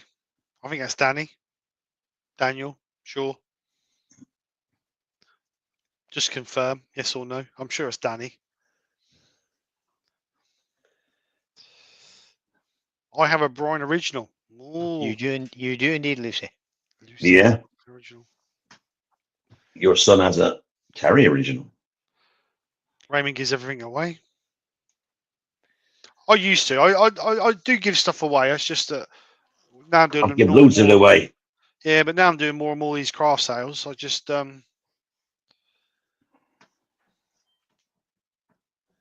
yeah, I thought it was Danny. I ought to sell some at some point. Maybe I'll do a craft sale. Frederick Even says, Yorkshire get. oh, Yorkshire gets in. Yeah. Good evening, Lynn. I do the same. Just make what I want and try to sell them. Rarely do commissions, but I've done a few. I'm now changing my layout because 80% of my stuff, what used to be on my craft fair table, was bowls. Hence, I turn a lot of bowls. So what I've done now is I've ditched a load of those, and I've turned some bud vases and some little tea light holders and bits and bobs just to spice up a little bit. Really, so it's not the same thing. Yep, they things will sell better than a bowl. Yeah, well, they're Because more tactile as well. People will look at your bowl and think I can get one of them in IKEA for a fiver. I do sell them for $4.99, so hopefully 12-inch platter, $4.99. I ought to do a craft fair one day. Just take the junk and sell it at $5 each. Yeah, I did a yard sale like that, and that was a really good success. $5 an item. Well, you know, it's just sitting in the work. Well, not in the workshop. It's in the shed. You know, piling up, piling up, piling up. Yeah. I might do one before Christmas. Actually, I might do a yard sale before Christmas. Yeah. Just get To rid be of some quite stuff. honest, that actually stops me turning as well. That's a Because whole I think other I've got debate. a lot of stuff already. Do I really want to turn something else now? Good evening, So I'll Peter. wait Hope you're until well. the live. You know. Hello, Peter. That leads on to a whole other debate if you're going to sell things off cheap. Well, I'm not going to be debating that. People can sell for what they want. Right, Yeah. so this is an ongoing debate that Danny said you can't put a price on a person. I totally agree with you. No, you can't. But the problem is that people see a wood-turned bowl that's taking you, let's say you spent 3 hours turning it, you spent 20 quid on the blank, all the products, the electric, the wear and tear on your tools. So in theory, that a 12-inch bowl is going to be worth 50 quid, give or take. Somebody looks at it and goes, well, I can get a bowl like that from the range or wherever for about 10 quid. Mhm. They don't understand the the quality, and it's handmade and everything else. And this is the thing we're trying to break, the mold we're trying to break, that getting people to know that it is hand turned. Now I've stopped doing village craft fairs because you get the young Yeah, the families money. come in and they don't want to spend the money. So I'm now doing farmers markets and more high class craft fairs because there's a bit more money there. And I've had several successes where I've had a But basically, you bowl on get your money back, don't you? Yeah, exactly. You know. I done a craft fair last weekend at a school. I only just covered my pitch fee, which was 30 quid. I sold absolutely nothing all weekend. Yep. Now, the things that mostly sell on my table is my 3D printed dragons. I didn't sell one all weekend or all day. So you know that it's not a place to be. But the one I'm at tomorrow and Sunday, they are both well publicised in places where there's money, and hopefully they'll do well. But like I say, I'm picking and choosing where I'm going. I'm not just going to village halls or schools and things like that. So I totally agree. Wayne makes a great point there. Yeah. The other thing is, if you're selling things cheap, you're bringing down other people's prices. Yeah, I totally agree. If you're turning a piece that is worth £200 and you sell it for 50 quid, you're just devaluing the whole. But you won't sell it for 50 quid. You don't. You sell it for 200 if you turn a piece is worth for 200. But you've also got to think of where you are, because if you're in a tourist place like where Wayne sells a lot, is like Inverness and places like that. During the summer, the money's there. You go to a village hall, the money ain't there. There's nobody walking around a village hall that's going to spend 200 quid plus on a bowl. There is not. The best bowl I've ever sold was 110 quid. And that was because it was a 10-inch by 4-inch deep bowl, fruit bowl. And it was only because the woman loved it. She see it across the room, come walking across it and took it there and then. But people don't spend the money on hand-turned stuff. If it was something for their dog, like a coat for their dog, they wouldn't think twice of spending 20 or 30 quid on it. But because it's a hand-turned item, they meal for the family at £300. Exactly. They won't do it. For 8 of them or 6 of them. Mm-hmm. But so whose fault is that? Wayne's saying, you know, you bring the prices down, make things cheap for the other people who's trying to sell them, you know, the professionals. Professionals won't sell where I'll say me, I don't sell anyway, but where craft fairs and all the rest of it. They won't go there. They sell it in different places. They sell it in high-end markets and, you know, galleries and things like that. Exactly what Steve's saying. If you go to places that have a huge turnover, huge footfalls, that are expensive to buy a table at, if you go to somewhere that's charging you 20 quid for a table, you can just take it by that, the amount of people that's going to come to it. I'll give you an example, okay? If you go and spend £2,000 for a weekend on a pitch, there will be a decent footfall, and you will get people there who are willing to spend money. Yeah, I'll tell you something, up right? How much, Brian, Steve, anybody would you charge for an inch diameter by 1.25 inches high acorn made out of oak? But that's it. It's not hollow. There's nothing. It's not a box. It's just an acorn turned out of oak with a little stalk on it in a bowl on sale. How much would you buy? Would you think it would be worth? What, just the acorn or acorn and bowl? No, just the acorn. There's lots of them in a bowl. Load of acorns in a bowl. They're an inch wide diameter, roughly, by 1.25 inches. Oh, I know where you're going with this. That's probably. How much would you charge for one of those? I'd say, depending on what venue is at, 3 to 5 quid, between 3 and 5 quid. Ryan? Yeah, I would agree with that. It depends where you're selling them, but. Okay, you walk into any National Trust shop, they'll have a bowl of acorns there. They're selling for $12.95 each. Wow. And they were going. People buying them. 100%. I looked at places like, you were with me one day, Terry, when we looked at the, remember we went up to Carrickfergus Castle? Yeah. And they had 3 or 4 spaces for local artists to put their stuff in. Okay. In the local shop. That's the kind of places you want to be trying to put your work in. But when you think, you go to America, you turn a bowl over there, and they'll snap your hand off for 3 more. The trouble is, the Americans have got it right, because they call wood turning an art. We call it We a call it- craft. Yeah. It's People who yeah. represent, people who think of crafts think of the old woman sitting in the corner making cards, or doing a bit of cross stitch, or doing a bit of crocheting and things like that. They don't represent it. So the British made a rod for their own back by calling it a craft. If we'd have called it an art, we wouldn't be having this conversation, because we'd be selling bowls all day long for 300 and 400 quid. Yeah. But unfortunately, it's what it is, and we have to try and change it. And what I do is, I used to, when I first started doing craft fairs, someone come to me and said, "Oh, I'll give you." So I got a bowl 50 quid. I'll give you 20 quid for it, mate. I would really consider it. And now I'm like, mate, the blank cost me more than that. Cool. The price is total. what it is. The price is what it is. I'd rather take it home. And to be honest, I'd rather Yep. keep it in the box for a year. If it doesn't sell, then I'll rethink it afterwards. Either I'll put it in a yard sale and get rid of it, or I will reduce it. But I'm not going to do that, because like Wayne said, you're devaluing. It's not just the wood; it's your time as well. You mean, if you sell a bowl for 20 quid, the blank costs you a tenner. An hour and a half turn it. We all want at least £20 an hour for working. So why would we turn and charge less than that? That don't make sense. Wayne says how much?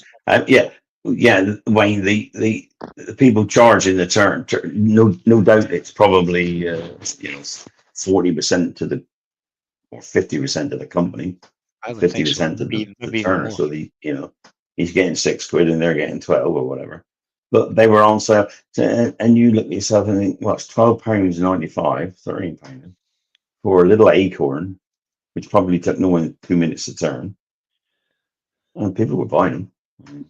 So the craft fairs I'm doing at the weekend, they are both £15 a table.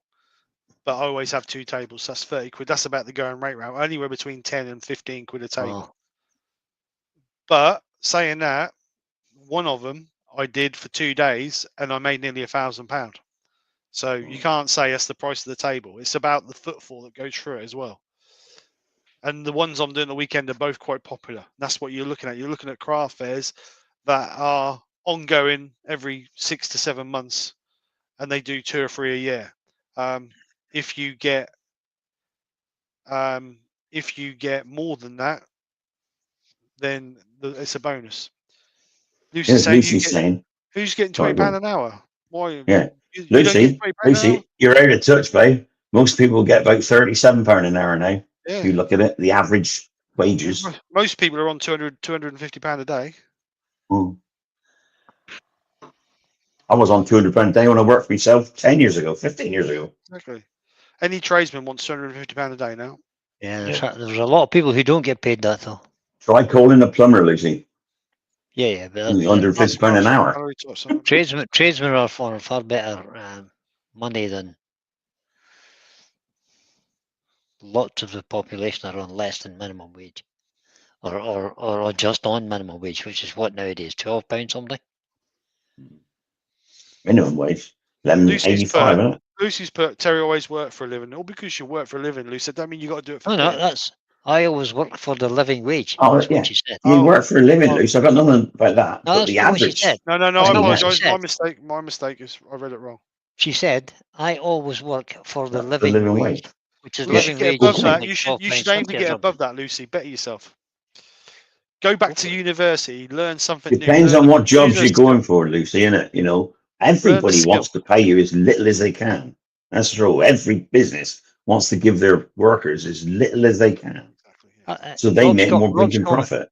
I've got to tell you something. Rob's comment sums it up right there. Most people who sell devalue what they're worth. Yep. If you think you're only worth a £5, that's what you're worth. If you think you're worth 500 quid, that's what you're worth.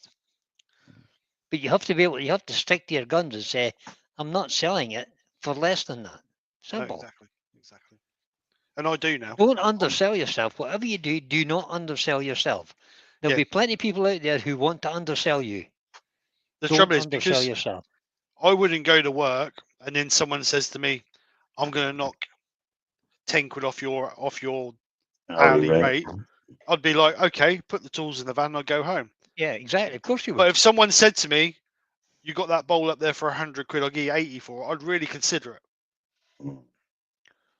Because you did it in your spare time. You did it in your spare time. It covers the cost of your blank. You know, you did it for fun. You didn't deliberately do it to. That's the thing. You know, you're not earning a living out of it because you've No, got a because job. I earn, and that's what I've always said. The selling stuff at craft fairs is a bit of extra because I don't need it to make a living. It's a hobby, Yeah, exactly. It's a hobby. which is a problem in the Even wood turning world because most even people are Rob the hobby professor. turners. Most people at craft fairs are hobbyists, and they're doing Yeah, it in they're their spare hobby time. turners. Yeah. They're mostly being given the wood, so they're basically selling the stuff to refund what they've spent out on what they want. Well, you see it all the time. I'm new to wood turning. Where's the best place to sell my wood? Well, turn the stuff properly first. You know, that's the thing. You know, I've just started in wood turning. Yeah, Where's the best place and how much should I charge for this? Me neither, Lucy. Well, hang on a minute. Get it to a good standard, and then you can charge what you like. Lucy, Yeah. I'm going to let you into a secret now, right? I've run a building company for the last 20 years. Before that, I was an electrical mechanical engineer, and before that, I was a mechanic. Now, I'm trained as a mechanic. I have all the paperwork for that. I have all the paperwork for the electrical mechanical engineer. I don't have any qualifications in the job I do now. I have never, ever been taught woodworking, plastering, bricklaying, plumbing, electrical work. I've learnt it all myself and all through the help of YouTube and others. So there's no excuse why anybody can't learn a trade and progress and get better off through doing that work. You just got to commit yourself, learn, and never say no. I had the mentality that you never say no. The first kitchen job I ever had, I took it on. The only kitchen I'd ever fitted was the one in my own house. I had a customer ring me up and say, could I fit their kitchen? I said yes. So I took the old kitchen out. The first week I put all the new units in, and then I'd never ever cut a worktop joint in my life. So that weekend I brought all the old worktop home. I spent the whole weekend practicing how to cut worktop joints. So when I went in Monday, I knew how to do them. And I don't believe that when people say they can't learn, I don't believe that because anybody can learn anything if you're willing to put yourself out and learn. Correct. And the only way you're going to get yourself away from that minimum wage is by learning a new trick and pushing it. Don't ever self. If you self-limit yourself by saying I can't do it, you're right. You can't. There's no such word as can't. I used to, when I was teaching horsemanship, there's 3 words: can't, don't, and won't. They 3 words were not allowed in my yard. Never use. Yeah. Never use them, because as soon as you say I can't, you're right. You can't. It's that mentality. It's a whole mental attitude thing. Never use the words can't, won't, or don't in a sentence about yourself ever. You should always try and better yourself. My granddad always said to me, when I left school, he wanted me to become a chippy because he was a carpenter. And he said to me, he said, look, I'll put you through a 3-year apprenticeship. Come with me every day. After your 3-year apprenticeship, you can either go your own way or you can carry on working with me. I said, I don't want to do that. I want to be a mechanic. So I spent 3 years becoming a mechanic. Qualified.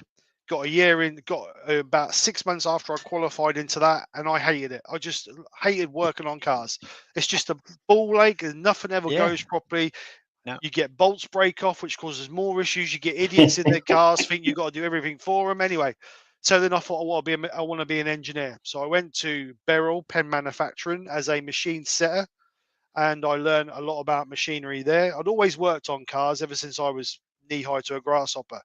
So I was doing this apprenticeship. No, when I was there as machine setter, and I wanted to learn more. I wanted an apprenticeship. I wanted to do mechanical fabrication and machine work. So I took on a job for a small company that did conveyor belts. So I learned how to build conveyors, vulcanize belts, things like that. And then actually, as I got more and more into that, I lost interest with that because I love learning. So as soon as I stopped learning, I'm just doing the everyday routine. That's when I start to get bored. So then I wanted something else. So then I wanted to go into something else. So I didn't know what I wanted to do. I had a falling out with the guy I was working for because I was doing 65, 70 hours a week and I had enough of it. And then I quit that job and I went and worked on a building site as a labourer. So I'd gone from being a highly skilled person to earning peanuts on a labouring job. But that was a temporary fix. That was only until I found something new. In my town was Campbell's Manufacturing, the soup people. And what they did is every year they took on 30 or 40 seasonal workers. And they took them on just to do the donkey work, and they was advertising. So I thought, well, the money's better than the building site labouring job was coming to an end. So I thought I'm going to go for Campbell's. So I got there. I got the job. I was there 4 days, and this guy came up to me and he said, "Are you Steve?" I said, "Yeah." He said, "You've got an engineering background." I go, "Yeah." I said, "I'm qualified mechanic. I've got setting technician work." He said, "What on earth are you doing filling soup carts up?" Because all I was doing was taking soup out of a vat, putting it in a cart and pushing it across the factory. That's all I was doing. And he said, "Would you like to learn a new bit of machinery?" Well, as soon as he said that learning word, I was like, "Yeah, of course I will." So he said, "Drop that and come with me." I said, "Well," he said, "Who's going to take over?" He said, "Don't worry about that. Just come with me." So at the time, the Home Pride line was being installed in the Kings Lynn branch. And I learned all the packing area. So I learned the labeler, the palletizer, the packing machine, all installed by a German company, Krones. So I spent 2 months learning those. And then the deal was with Campbell's, if you carried on there for 12 months, and after 12 months, if you were still there, they would employ you. Lucky enough, I was employed. I was only a sort of technical operator. So I was basically an operator, but on the technical side of things. So machine changes, adjustments, this, that, and the other. But I progressed from that and went up to a fitter. So I progressed. They progressed us up to senior technical operators, and then that moved into a degree. And I went and done my degree and managed to get electrical and mechanical out of it, which was really good because I was learn all the time. But unfortunately, after 9 years, they closed the factory, or they closed my line down. So that's when I went into the self-employed bit. But like I say, never ever have that mentality you can't learn, because if I could learn, I'm as thick as two planks. Yeah, that's You know what I true. mean? You can. Yeah. Well, this is true. Yeah, you mean I'm as thick as two planks? Believe me, if you ask me to write a letter or read a book or whatever, you've not got a hope in hell. If it isn't for AI, then you know what I mean. It's never ever going to work for me. But like I say, my granddad has said to me, always try and do something better than the day before, and never put anybody down. So if you live by those rules, you're going to go a long Do way. you see Raymond Wise's comment there? He says, in my trade, he started off as a motor mechanic, a crane driver, radiographer. How the hell did he get radiographer out of that lot? No idea. You know? Radiographer. It's And then a cable fibre joiner. Yeah, and a kitchen fitter. That's a bit of progression there, isn't it? So, Yeah, definitely. And then kitchen fitter as well. My first plastering job, right? I was once I'd retired from being an AA man for 30 years, I thought, what am I going to do now? Apart from my self-employment job, what am I going to do? Make a few bucks for the week. And I thought, well, I'll just do some odd jobs, you know. I'll just, I don't know, fit kitchens, bathrooms. I'll do everything, you know, cut grass, build decks. Anything at all. I didn't advertise. Somebody said, can you build me a deck? Yeah. Can you do this? Yeah. And then one woman said to me, can you decorate my house? I said, yeah, I can. Turned up at the house. She'd come down all the way down from Leeds to Plymouth, where I was working and living. Met at the address. It's like walking into 1971. She said, we've rented this house since 1970. And now he's left, and me and my husband are coming back. I thought you wanted some decorating done. You know, needs to rebuilding by the look of it. Laughing plaster, ceilings and walls and everything. She said, yeah, well, if I'd asked you to redecorate, you wouldn't have come. If I asked you to do this, you wouldn't have come. So, do you want to take it on? I said, yeah, I'll take it on. Yeah, no problem. Can you plaster? I said, yeah. Can you build? Yeah. Can you fit? Yeah, I can fit anything. No problem. Couldn't, but I said, yeah, I can. My first job at plastering was I knocked down all the walls and ceilings in this laughing plaster house, put plasterboard up, watched a YouTube video about how do you plaster a ceiling, and off I went. And I plastered that house. And she come down about 8 weeks later, and she said, my brother-in-law's a plasterer up in Leeds, where she was living, you know. He said, he's told me when I come down I've got to ask you what sort of cornice I want for the corners of the ceilings, you know. So I said, oh, you want cornices, do you? She said, well, he said that no plasterer these days actually does a square corner, you know. I said, do you want square corners? She said, well, yeah, it'd be better. I said, okay, I'll do square corners. I thought, shit, I've got to find out how to square corners now, you know.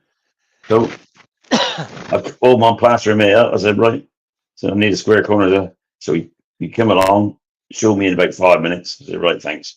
She brought her brother-in-law down when I finished the job. And he walked in and he said, bloody hell, he said, this boy's been doing it for donkey's years. What an excellent job that is. And he was a professional plasterer. And that was the first job I ever did. You just got to learn. Pick up the tools and learn to do it. It's that easy. Have a go. Have a go. Exactly. If you fail, carry on. Have another go till you get it right. I'm not saying you got to be a plasterer, at least, but you know, if somebody says, "Can you do something?" I say, "Yeah, I can." Then learn how to do it. Yep. It's that. You know, that's the mentality you got to have. Rob put Not somebody says, "I'll give you £10 an hour." Okay, that's not good enough. This is a good thing that Rob put in here. Look, Rob's put basically, if you're doing a job and you think to yourself, am I worth more than what I'm getting paid? And the answer is yes, then you need to look for a better job. Yeah. You know what I mean? Yeah. I mean, I've got no disrespect to any. I mean, anybody who's on minimum wage, and if they're happy, then that's up to them. That's their call. They're entitled to do whatever they want to do. I will give them the due, though. I will give them the due. They're actually working. There's somebody lazy, so they don't want to work at all. Oh no, I totally agree. And not because you're, you mean, don't you? I'm not downgrading anybody who's on minimum I'd rather wage. earn minimum wage than nothing. Exactly. But I think people can educate themselves and make their life a little bit. You mean, you imagine if you're, I don't know what minimum wage is. What is it? 10, 11 quid? M85, something like that. Oh, is it not 12 quid now? Or is that the living wage? Well, M85, I think it is. I don't know. Anyway, whatever it is, if you imagine you manage to get an extra £5 an hour just by re-educating yourself a little bit, that £5 a year over £5 a week, a day over a year, or an hour over a year, it's a lot of money. That makes a massive difference to your family as well. Especially when you got young ones. I mean, younger kids. You mean when I was younger, my girls were younger, I used to work my ass off ragged. I'd be working all day. I'd work day, night, Saturday, all day Sunday, and I'd be I'd be working wherever I could. But I give my mother-in-law due there because she looked after the children while Ruth worked days and nights, and I worked days and nights, you know, to A, buy a house, and B, treat them with a holiday, you know. Yeah, exactly. But you mean now the girls are older, I don't want to work really. Yeah. I want to retire. I want to retire now. Yeah, when you get to my stage where you got 5 granddaughters, you know, and then Ruth looks after all the granddaughters because Rebecca can go to work. Yeah, exactly. You know? Yeah, but you mean, she says she's a professional wiper of snot. Yeah, that's an improvement from wiping the other end. Yeah. Yeah. So you're going up in the world. You're grand. I'd rather wipe snot than I would the other end. That's for sure. Yeah, indeed. So the answer is, Lucy, wipe snot off private patients and not somebody else's. Yeah. Start your own business. I'm a snot wiper. UK minimum wage now is £12.21. Is it? Okay. Well, I didn't know that. It was £11.44. It's now £12.21. Yeah, right. Or from April 2025, I think. Yeah, I was going to say it's not £11 something now. Yeah, £11. I want the perfect job now. I want to work Monday to Friday, 11:30 till 12:30. With that, I want a half-hour lunch. I want a half-hour break in that for my lunch. Oh, an hour for dinner. And I want to do 5 days a week, and I want £1,000 a week for it. For doing it, yeah. Everybody's dream. Some bugger won. I don't mind some doing a bugger won half-hour. 177 million. Some bloke or woman. Yeah. On the lottery this week, it was a single winner. Single winner. 177 million. Will it make him happy though? That's the thing. It would make me happy. Think of the other people I could make happy by having that. Yeah, that's what I would be doing if I would. I'd make a load of people happy. So Todd's put, whatever you do the best you can. I'd pay Lucy £25 an hour to wipe me snot. Yeah. It's not a very nice thought. So yeah, I especially you said I was going to be a brain surgeon, but I couldn't get the afternoon off. Yeah. Yeah, well done, Frederick. I've worked with a few people who do half a job. They don't do it to their full thing, and then they're back. They 2 don't weeks do later. it. There's quite a few that don't do Then, that. Yeah. then you got to go back 2 weeks later to put it right because the Put it spelling right. part. Yeah, I've had It's- several it's- people working for me like that when I was employing people. I So said, Danny, "You ain't cutting I it." get hissed off when people say they can't save but work 30 hours a week. Yeah, but the trouble is, Danny, a lot of people nowadays, they stretch themselves so far with the mobile phones, the satellite, everything on tick, new cars, this, that, and the other. They Yeah. haven't got the money to save. Everything They they have can't come save. in, they have to work the hours to pay for Yeah, everything. exactly. That's the trouble we've got at the moment. The society, everybody wants everything yesterday, but they don't want to work for it. They all want it on And they all tick. want brand new right away. Yep. Got to have it. Yeah. So I don't I know a ever few buy people. anything unless I can afford it. I know a few. I'm saying, Brian.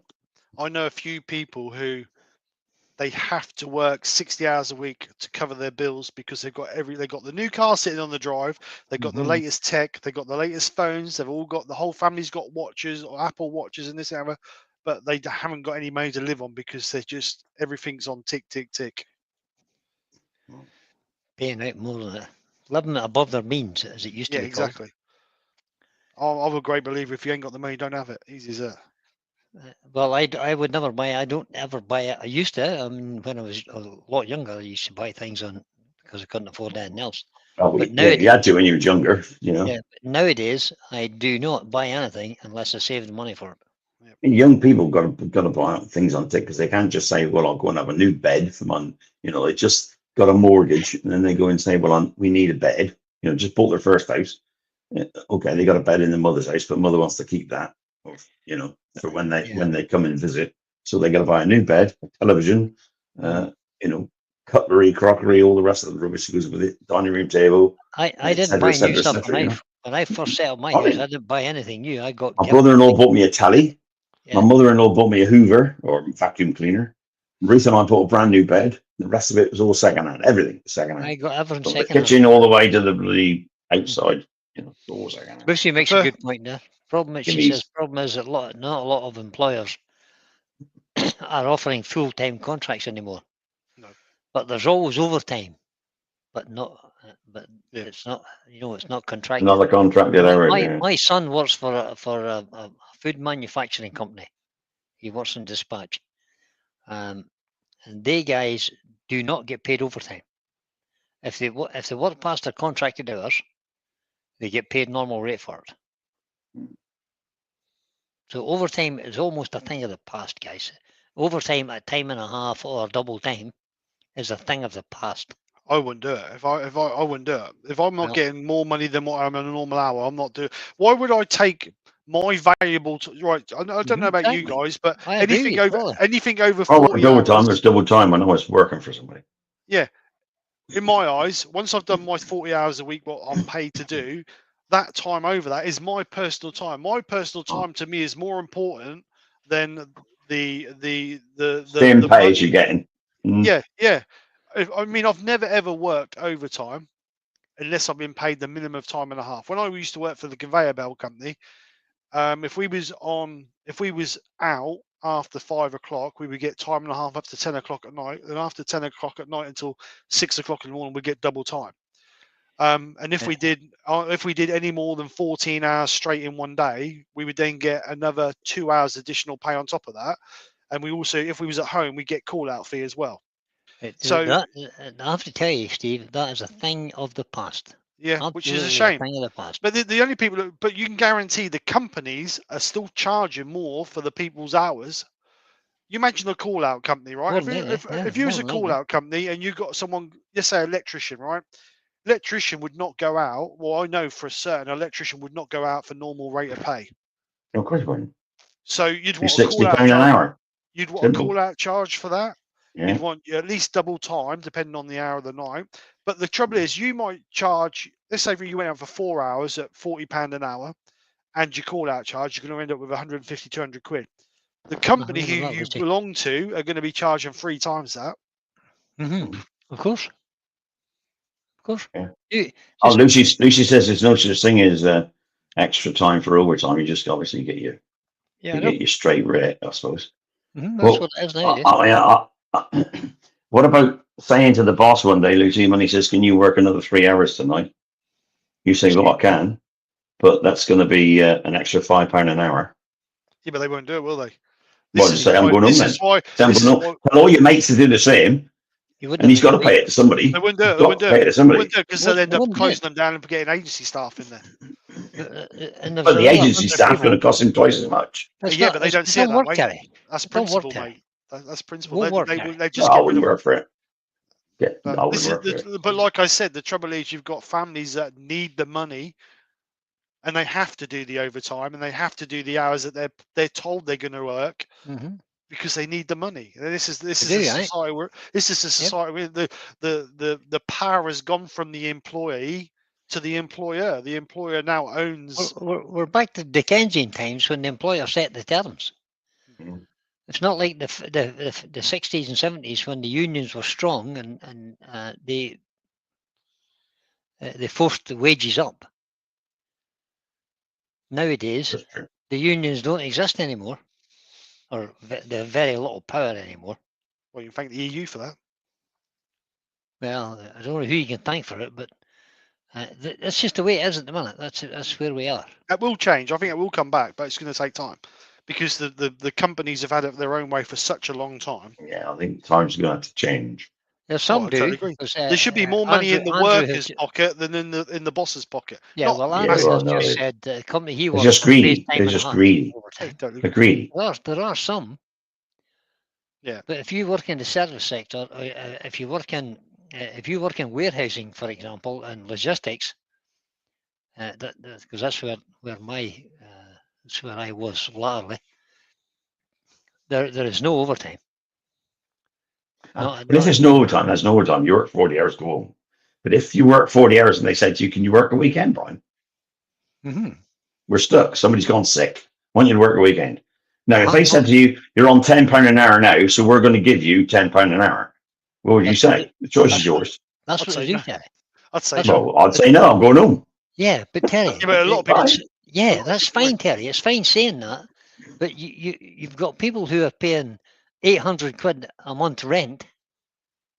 And if no. Don't forget, if you're living on your Brian, if you're living on your wages and you're paying your rent and you're living, okay, you're not living grand, but you can afford to live on your rent, your rent or mortgage or whatever, on your wages. And then the boss says, "Can you work your weekend?" If you're not going to pay you any more than normal, you can still live on your wages. Yeah, but you've got to remember that there's zero contract hours now. So nobody's got a 40-hour week contract. So if you're awkward with the boss, they'll go, actually, we don't need you for 2 days next week. Exactly. So look for another job. Yeah, but that's not as easy as that. Yeah, it's not as easy. There's thousands of jobs. Thousands of jobs. Not as easy. Just isn't as easy. Well, the National Health got about 20 million vacancies. And you don't have to be qualified to do them all, No, but you mean I agree what you're saying, Terry. But with zero, if you had a guaranteed 40-hour contract, not everybody. You mean if you're in warehousing or retail, you might end up with a 40-hour contract or a 37.5-hour contract, whatever. But a lot of shops and the care sector don't offer you a full contract. They offer you a 0 contract hours. 0-hour contract, but they'll say we'll give you on average 15 hours a week. So I thought that all changed. I thought they brought a law in. They can't do that. No, still 0 contract. Yeah, they have. No, they haven't. The Labour Party are talking about it, but they haven't done it yet. I thought they brought it in. 0 hours contracts out there. I know people who have been awkward and said they're not going to do overtime, and then the following week they've lost 2 days because they've said they don't need them. Exactly. Just because they've been awkward. For an advert in the bloody paper, then that you're available for this, that, and the other, and bugger the people that want to contract you. Get your own contracts. What's the answer? A lot of people out there who would see the advert and say, "Oh, we don't have to pay the agency £40 an hour. We could pay this person £20 an hour." Yeah, but they'd rather pay the agency. Yeah. No, they wouldn't. The NHS use millions and millions of agency workers. They do. Millions of pounds worth. Yep. We don't use millions of people, but millions of pounds worth of agency staff, which is at least a third more expensive than somebody who would be employed. Well, my friends. The problem is, there's a whole lot of nurses left. And then came back as agency staff. Yep. My friend's daughter, she's a scrub nurse, a theatre scrub nurse. If she works for the NHS, she'll get £27 an hour. She works for an agency and gets £62 an hour. There you go. So, Well, when where Ruth was about where are you when gonna Ruth was work? about to retire, she did the same. She didn't do it. They said, "You're about to retire, Ruth, yeah, blah blah blah. Do you want to come back?" And she said, "Well, yeah, because I would like to stay for 50 years or less. Like to be a nurse all that time." And they said, "Okay, well, we'll put you back on the agency." And she went back on double the pay she was There you 12 go. months. That's just not right. It just No, it's isn't right. And that's why the It's almost NHS is 50 a quid an sin. hour. Exactly. That's why We the used to be NHS on is. But Wayne's- why That's didn't one of the why reasons the didn't NHS why is such a didn't they mess. turn around to her? Why didn't they turn around to her and said, "Right, you go in now, come back on the agency, double the pay"? Why didn't they say to her, "We'll keep you on for another 12 months at the same rate"? And she said, "Yes." They'd have saved themselves £25 an hour. Well, yeah, Yeah, I know. Anyway, like Danny said, we're getting on politics now. Let's get Yeah. off of this. I love it. But no, I you know, you got to do right what's for you, which is totally agree. You got to do right what's for your family. So I totally agree with what you're doing, Lucy. But all I say is, if you can learn. Yeah. It's going to be better life for you. Go. Rather than being the nose wiper, be the person to tell the person to wipe the nose. You know, go at that Yeah, one that's level. it. Anyway, so Wayne was on about salary. Yeah, totally agree, Wayne. Overtime doesn't come into it with salary, but sometimes in your salary you can get time off in lieu. So whether that works with Rob or not, I don't know. I used to do annualized hours, and if we went over our annualized hours, we would get time in lieu for it. The salary job that I had in logistics when I was a warehouse and distribution manager, the boss thought that I was just at his beck and call. Just Exactly. no matter what time of day He or said, night, "You'd say how I." he would phone. He would just phone me and give off Do the it. phone, regardless should it be 2 o'clock in the morning or whatever. And that's why I left it. I walked into his office one morning, threw the keys in his desk, and says, "You can look after it. I'm gone. I'm done." I had a team leader like that when I was at Campbell's. He'd ring me up every time night shift come on, because their engineer was useless on night shift. Within 10 till 6, their night shift. By 12 o'clock, I'll be getting a phone call. Labourers playing up, packing machines playing up. Can you go and look at it? 3 or 4 times I went in, had a look, sorted it out, come back home. 2 o'clock in the morning, you've got to be up at 4 for work. So after 2 or 3 times, I thought, do you know what? If I'm going in at 2 o'clock in the morning, I'm going to stay there, do my 8-hour shift, and I'm going to come home. Yeah. So that's what I did. My boss said to me, he said, "Why are you going home at 11, 12 o'clock in the morning or on your day when you're supposed to be here till 2? I said, "Because I've been in here since 3 or 2 or whatever." He's like, "Well, why is that?" I said, "Well, Mark on night shift keeps ringing me up. They've got problems with the machine. So I have to come and repair them. Rather than going home, I'm just doing my 8 hours." He said, "Okay." He says, "Next time you come in, let me know." So I said, "Okay." So we was on annualized hours at the time. So I get a phone call a couple of nights later, and I said to him, "Right, oh yeah, I'll come in." So I told my boss the next morning I was in there at 1:30 until, and I left whenever my 8 hours was up. So my boss said to me, he said, "Right, from now on, every time you get a phone call from him, you've got 2 options. Option number 1 is you don't answer the phone, or option number 2 is you charge him £40 for call out." And I Yeah. said, "Right, okay." I said, "Well, the £40 call out, will that come out of the overall line? Because obviously every line had a budget, or will it come out of his night shift budget?" "No, that'll come out of his night shift budget." So I said, "Okay." So he rang me up a few nights later and I said, "Okay, I'll come out, but it's going to cost you 40 quid. "What do you mean it's going to cost me 40 quid? I said, "Oh, and you spoke to Adrian?"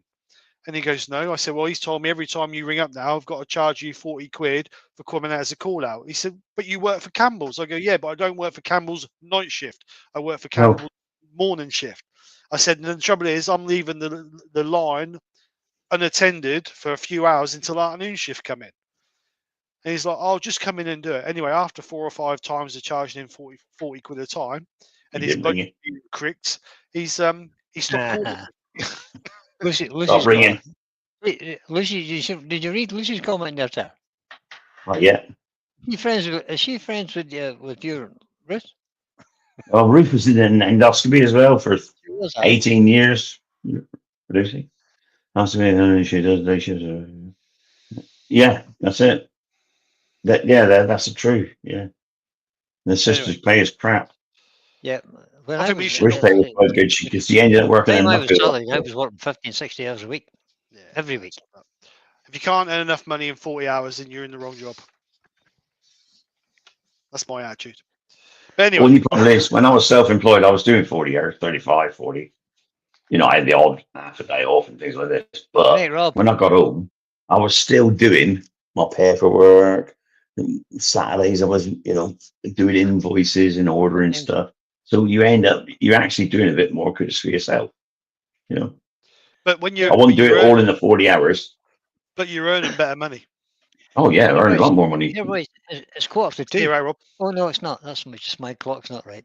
42, look at this dip. Right, we're going because, like Frederick said, this has nothing to do with wood turning. Actually, that's not a podcast. not a Not thing. about wood turning. It's about Podcast's not chat. all about wood turning. It's just about But having just a chat. quickly, Podcast about anything you want to talk about, Frederick. just quickly before we finish it, though, I'm going to kill this now. Does anybody want this again? That's the thing. Do they want to talk again? I mean, Well, is while the they're thinking podcast about still worth it? what they're talking about, right? So just quickly, Black Friday. Today till the 2nd of the 11th, no, the 2nd of the 12th, sorry, 2nd of December. If you use code BLACK10 on the website, you will get 10%. Prices have gone up by 10%. No, they haven't. No, don't listen to him. You'll get 10% discount on checkout on everything other than the vouchers that are on there. So, and the other thing I just want to show you is the vouchers. So, I've had a lot of people ask me about gift vouchers over the last few months, so I thought I'd create those. So we created a gift voucher that you can purchase for your loved one, because anybody who's a turner or knows a turner knows it's hard to buy for them. So we've got gift vouchers on there. We've got gift vouchers, and also what we've got on there is let me get rid of this background thing. Is something else as well that might be good for people.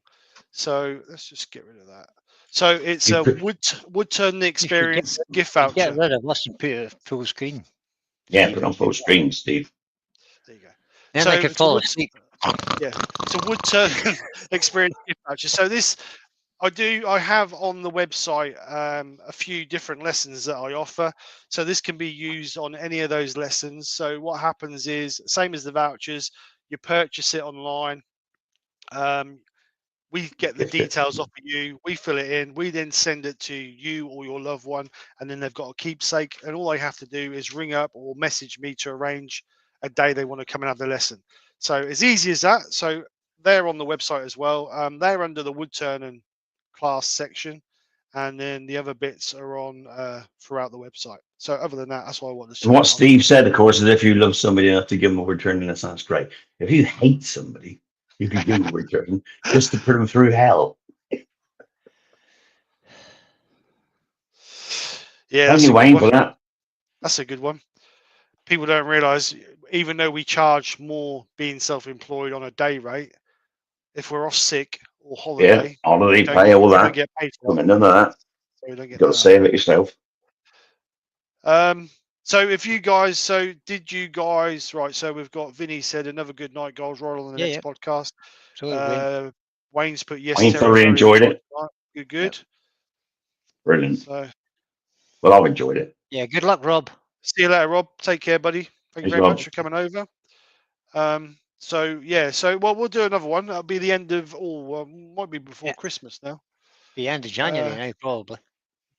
Let's have a look. What we got in December? December is the last one we could do would be the 27th. So that'd be between Christmas and New Year. So we'll see. We'll have a chat between the three of us. Maybe give us something to talk about. See who got what for Christmas. Talk about what your talk about all the presents you have for Christmas. That's what we could do. If we did one on the 27th, we could call it. We'll do it as a Christmas special.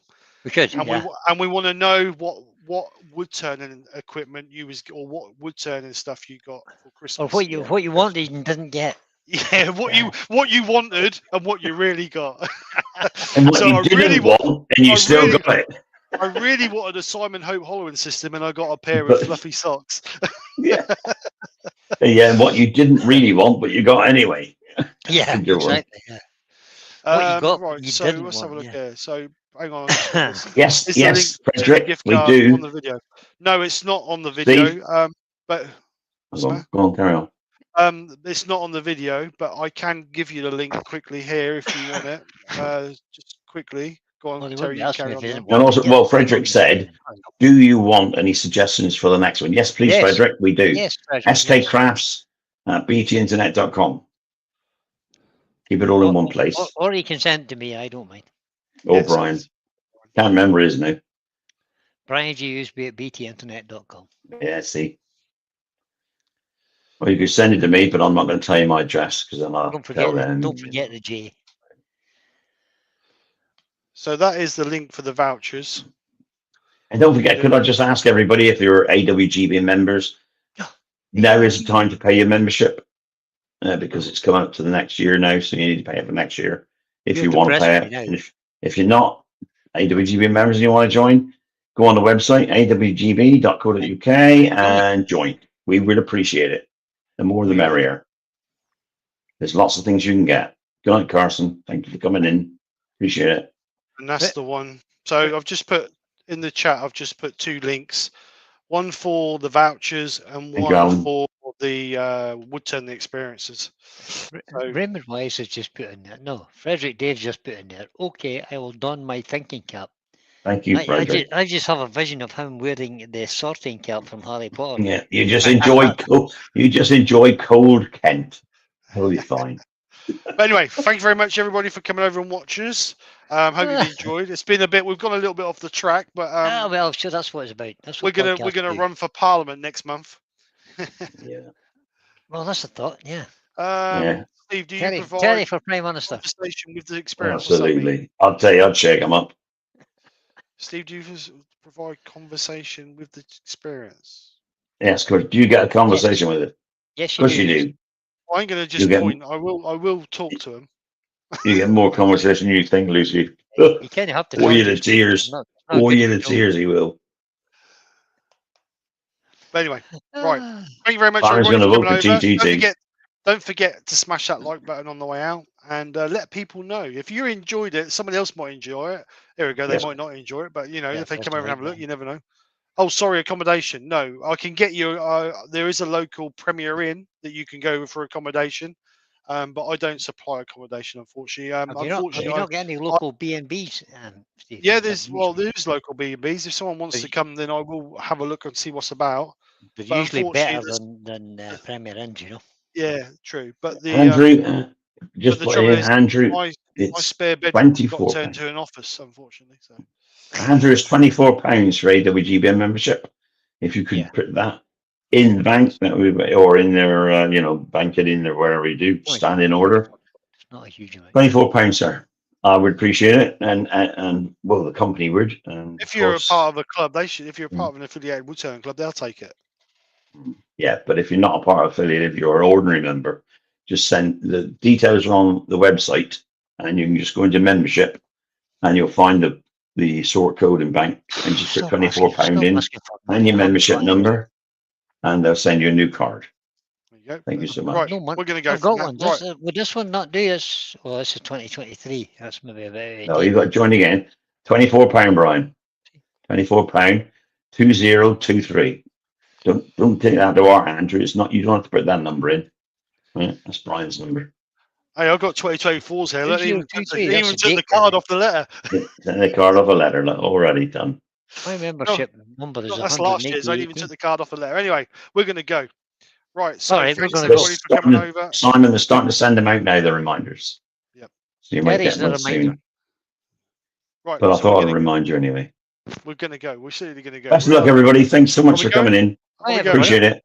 Lovely company, always. Thanks, guys. Always lovely company. And we'll see you guys on the 27th for the next podcast. So thank you very much. Bye-bye, everybody. And see you soon. Not before. Well, we don't know. We'll see. See you later, guys. Night. Have a great weekend.